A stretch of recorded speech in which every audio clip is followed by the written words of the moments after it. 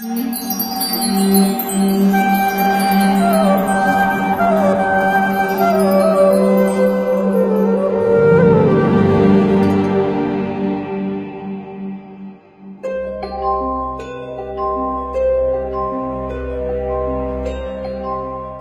happens to us when we die? All of us have faced this question at one time or another. Many shrug it off, considering the question unanswerable. The Vedic literature answers this profound question by outlining broad principles that shape the soul's journey after the body dies. It consists of 3 successive stages. 1. The soul leaves the present body. 2. It travels to the location of its next body. And 3. It enters the next body. 1. The soul's exit from the body.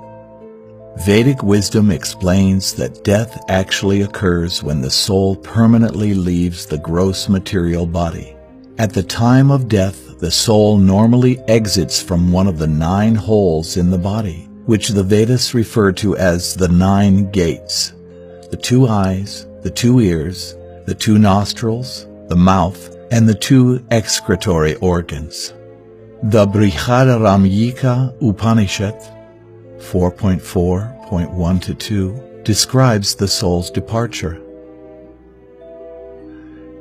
At the time of death, the area of his heart becomes lit, and by that light, the soul departs either through the eye, the head, or through other apertures of the body. And when he departs, the pranas, or life airs, follow him to his next destination. His knowledge and his deeds follow him, as does his previous wisdom, if not specific details of his former life. Souls that are spiritually evolved generally depart from one of the 7 holes in the head, whereas souls that have yet to sufficiently evolve depart from one of the 2 other holes. The point through which a soul departs indicates its next destination.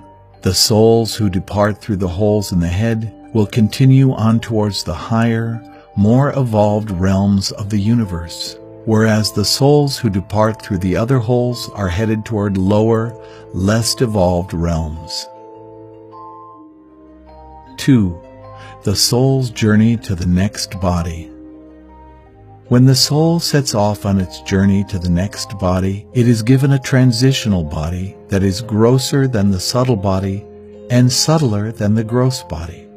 Equipped with this body that the Vedic literature calls preta, the soul is taken by nature's arrangement to its next destination. The soul often finds this journey painful because in its present condition it is highly susceptible to pain. To help ease the soul's pain, the Vedic literatures, like the Garuda Purana, recommend that the relatives of the deceased person perform certain activities whose merit cushions the soul's onward journey. 3. The soul's entry into the next body. Srimad Bhagavatam 3.31.1, a classic of the Vedic library, outlines one of the typical pathways by which the soul enters the body. The soul is made to enter into the womb of a woman through the particle of male semen to assume a particular type of body. What determines our next body? Which body a particular soul gets is determined by the broad principles that underlie the mechanism of reincarnation. This soul, after having thrown away the old and useless body, makes unto himself newer and hopefully better bodies according to his previous actions, ability, and desires. The Bhagavad Gita 15.8 offers another metaphor to explain how the soul finds its next destination. Just as the air carries aromas, the soul carries its different conceptions of life from one body to another. And as we've already heard from the Bhagavad Gita 2.22, the body is like a piece of clothing for the soul. Reincarnation is therefore something like taking off an old suit and putting on a new one. Just as what suit we wear is usually determined by our taste and our budget, the soul's new suit is determined by its desires, its attachments, and the karma it has acquired.